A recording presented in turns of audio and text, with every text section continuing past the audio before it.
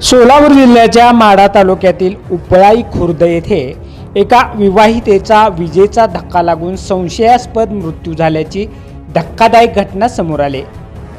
मिळालेल्या माहितीनुसार भाग्यश्री नावाच्या या महिलेचा विवाह 2011 साली रवींद्र रोहिदास क्षीरसागर यांच्याशी झाला होता।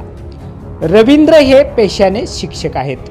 लग्नानंतर काही काळ सर्व काही सुरळीत सुरू होतं, परंतु कालांतरानं पतीकडून भाग्यश्री यांचा मानसिक आणि शारीरिक छळ सुरू झाल्याचा आरोप नातेवाईकांनी केला असून या घटनेत घातपाताचा संशय व्यक्त करण्यात आलाय।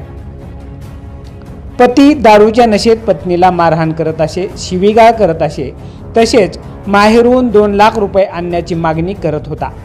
पत्नीच्या चारित्र्यावर संशय घेऊन पतीकडून वारंवार त्रास दिला जात असल्याचं फिर्यादीत नमूद करण्यात आले।